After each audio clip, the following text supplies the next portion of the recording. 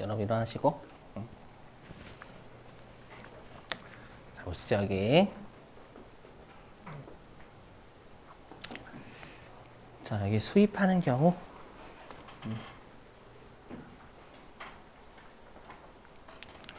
자, 요거 실기인데요. 여러분 실기하고 관련돼서는 하나만 외워주시면 돼요.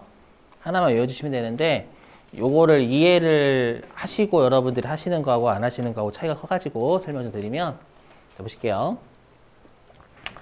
자, 여기 수입이니까 우리나라에서 재화를 수입하는 거예요. 그래서 여기가 A가 샤넬 생각하시고 요 값은 명품을 수입해서 여러분들한테 파는 사람. 됐죠? 이렇게. 자, 그럼 여기 우리 국내 10% 이해되시죠? 왜냐하면 우리가 재화를 수입하게 되면 우리나라에서 부가가치세가 거쳐야 되잖아요. 우리나라가 소비지국이니까요. 동의되세요?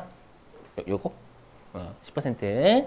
자, 그래서 우리가 샤넬이 지금 여기 우리 명품을 수입하는 사람한테 지금 수출을 한 거예요. 수출.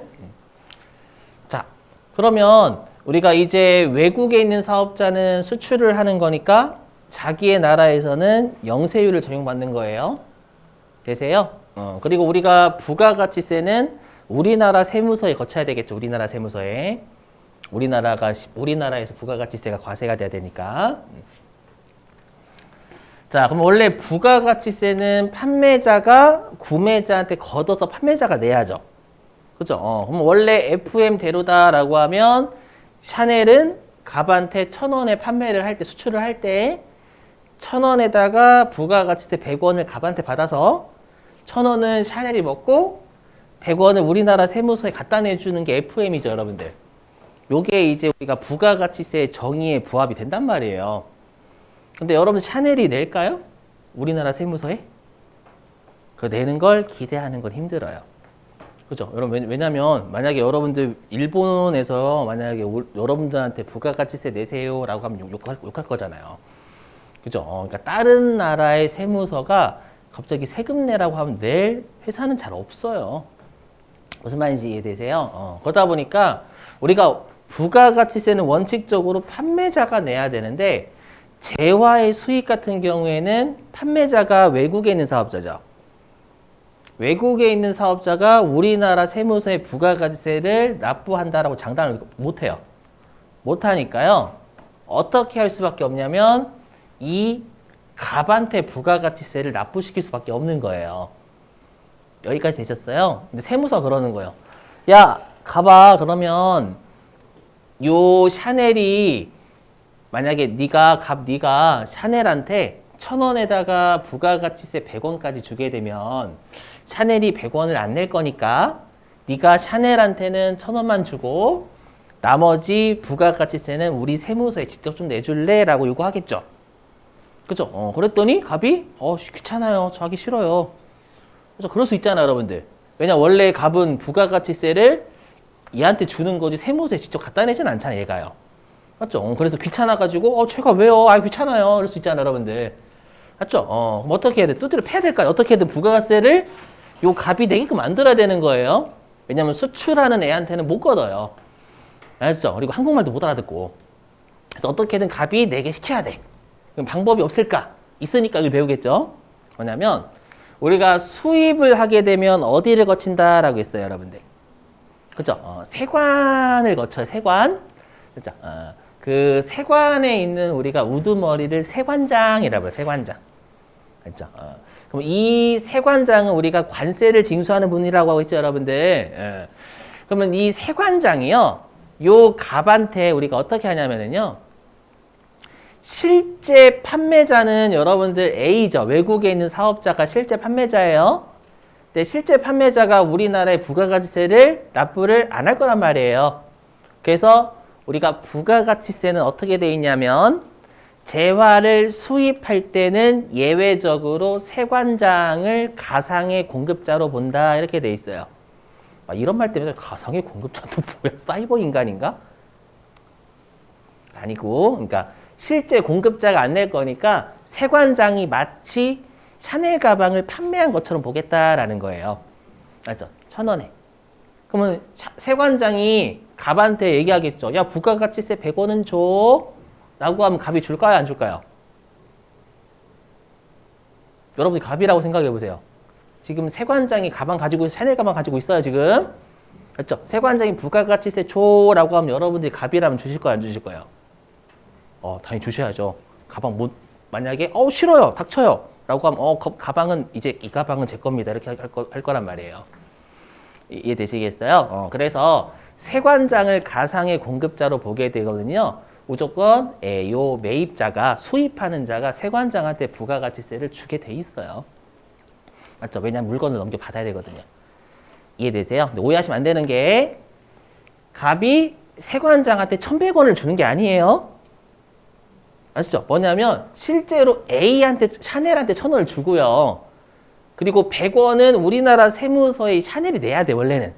근데 얘가 안 내니까 세관장이 마치 샤넬 가방을 1,000원에 파는 것처럼 보는 거지 실제로 1,000원에 판매한 게 아니라고요.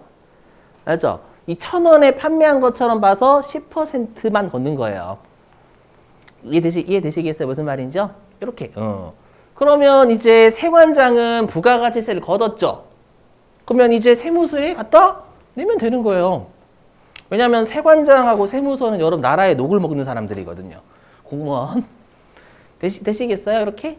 그러면 우리가 갑은 세관장한테 부가가치세를 줬죠. 그죠? 그러면 세관장한테 뭘 받냐면 우리가 수입세금 계산서라는 걸 받아요. 재화를 수입하면서 부가가치 줬다라는 우리가 세금 계산서가 수입세금 계산서거든요. 그러면 갑은 세관장한테 세금 계산서 받았죠. 왜냐하면 갑 입장에서는 이 100원은 매입세액이잖아요. 그럼 이 매입세액을 우리가 뺄지 말지를 봐야 된단 말이에요. 그러면 일단은 세관장한테 세금 계산서 받았죠. 그 다음에 우리가 두 번째 요건이 과세사업에 써야 되죠. 얘는 지가 여러분들 샤넬 가방 찰라고 찰라고? 아니, 할게요. 여러분들 샤넬 가방을 본인이 사용하려고 매입한 거예요? 아니면 팔려고 매입한 거예요? 그죠? 팔려고 매입한 거예요. 그럼 팔려고 매입했다라는 건 과세사업에 쓴다는 얘기죠. 예, 그러면 매입세 공제가 될까 안 될까요? 돼요. 세금 계산서를 받았고 그 다음에 과세사업에 쓰니까. 그러면 여러분이 생각하실 거예요. 선생님, 우리나라에서 부가가치세가 안 거쳤는데요? 그죠? 안 거쳤죠? 왜냐하면 세관장이 세무서한테 냈지만 세무서가 다시 돌려줬거든요. 우리나라에서 부가세 안 거쳤잖아요. 근데 여기서 뭐가 생략돼 있냐면 만약 여기가 소비자가 있대요. 여기 소비자. 그러면 여러분 소비자한테 갑이 만약 예를 들어가지고 3,000원에 판대요. 그러면 갑은 소비자한테 얼마까지 걷어요? 그렇죠. 부가가치세 300원까지 걷겠죠. 그러면 세무서에 여러분들 300원 낼 거 아니에요. 근데 우리가 소비자는 매입세 공제가 돼야 안 돼요? 소비자는 절대 안 돼요, 여러분들. 우리가 부가가치 전적으로 소비자 다 내야 돼요. 이해되세요? 그래서 소비자한테 파는 단계가 생략되어 있는 거예요. 무슨 말인지 이해되시겠어요? 오케이. 그래서 그러니까 갑 입장 우리는 시험에는 소비자를 내지 않는다니까요. 갑을 내지. 그러니까 여러분들이 이 100원의 매입세 공제가 된다라는 게 이상하지 않으셔야 된다는 얘기예요. 어차피 이 갑이 소비자한테 팔 때 부가가치세가 징수가 돼요. 오케이? 어차피 소비자는 못 빼니까 300원 내잖아, 얘가. 되시겠어요, 요거? 자, 그러면 진짜 주의하실 게 이제 실기로 돌아와서. 그럼 우리가 나중에 이제 그 판매자하고 구매자를 걸어야 되거든요. 여기. 그럼 갑 입장에서는 재화를 수입한 거니까 구매 쪽이죠, 구매 쪽.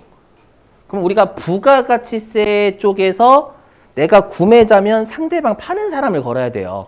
그럼 파는 사람 우리 시험에서는 제일 어렵게 해주면 샤넬하고 세관장을 같이 줘버려요.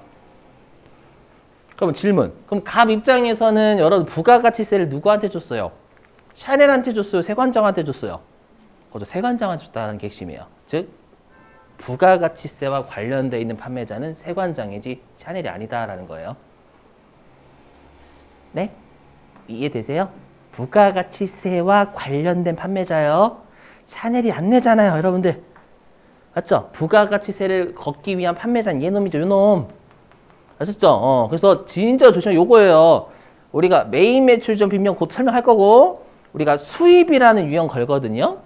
그렇죠? 이럴 때는 반드시 판매자를 세관장이 있는 세관을 거셔야지 외국에 있는 사업자를 거시면 절대 안 된다는 거예요.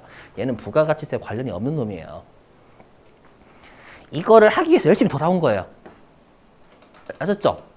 근데 이것만 암기해 주세요. 여러분들 설명 안 할게요. 라고 하면 좀 나쁜 놈이잖아. 제가 쓰레기잖아. 아셨죠? 그래서 결론은 여러분들이 꼭 외우실게요. 지금에 알았다고 라고 하시겠지만 이틀 지나면 이게 외국에는 사업자를 걸어요. 아셨죠? 자, 그리고 자, 설명. 그리고 좀 이따가 우리가 수입 걸 때 이 세관장에 매출액 1,000원을 넣거든요. 그러면 컴퓨터가 알아서 100원만 잡아요. 1,000원 안 잡습니다. 왜냐하면 세관장의 2,000원은 가상의 매출액이잖아요. 세관장 실제 매출액이 아니라 부가가치세 100원을 걷기 위한 상상 속의 매출액이잖아요. 아시죠? 그래서 1,000원 걸었는데 우리가 수입에서 컴퓨터가 1,000원을 인지를 안 한다는 게 당연하다라고 생각을 해주셔야 된다는 거예요. 아셨죠? 좀 이따 실기할 때 다시 할게요. 간단하잖아. 그러면 결론은 간단하잖아요. 그렇죠? 이거만 잘 외우시면 돼요. 넘어갈게요. 자, 그 다음에 이제 여기 151페이지인데요. 자, 여기 중요한 게 있어요, 여러분들. 이거는 우리 어저께 좀 했었죠? 공급 가액이 뭐고 공급 대가가 뭔지는 좀 실기에서 중요하다고요. 보시면 자, 내가 물건을 10,000원에 팔았어요. 그 부가가치세 1,000원까지 해서 11,000원 받아야죠. 그랬을 때 10,000원을 공급 가액이라고 부른다라고 했었을 거예요. 즉 부가가치세가 제외된 금액을 공급 가액이라 부르고요. 부가가치세가 포함된 것을 우리가 공급 대가라고 불러요. 아셨죠? 반드시 외우시고. 자, 근데 우리 시험에서는 나중에 그 실기를 입력할 때 공급 가액을 입력해야 되거든요. 그러면 쉽게 내면 공급 가액을 주지만 쉽게 안 내면 갑자기 공급 대가를 던져주는 거예요. 그럼 어떻게 해야 돼? 얘를 공급 가액으로 돌리는 작업을 해야 되겠죠, 거꾸로. 그죠? 그럼 질문입니다. 그러면 우리가 10,000원에다가 1.1 곱하면 11,000원 되겠죠? 10,000원에다가 1.1 곱하면. 그죠? 그러면 어떻게 하면 돼? 11,000원을 10,000원으로 돌리려면 나누기 1.1 하면 되겠죠, 여러분들. 이해되세요? 여기. 그래서 공급 대가, 부가가치세가 포함된 금액을 공급 가액, 부가가치세가 제외된 것으로 바꾸려면 곱하기 1.1을 거꾸로 하면 되니까 나누기 1.1이 되는 거예요. 오케이? 저 외워주셔야 돼요, 여러분들. 가끔씩 숫자 더러운 애들 있거든요. 바로 눈으로 암산이 안 되는 애들이 있어요. 그럼 계산기 두드리셔야 될 거 아니에요, 여러분들. 아시죠? 외워주세요. 넘어갑니다. 이제 하나 남았죠, 하나. 하나. 자, 하나 남았어요, 여러분들. 좀만 참아보세요.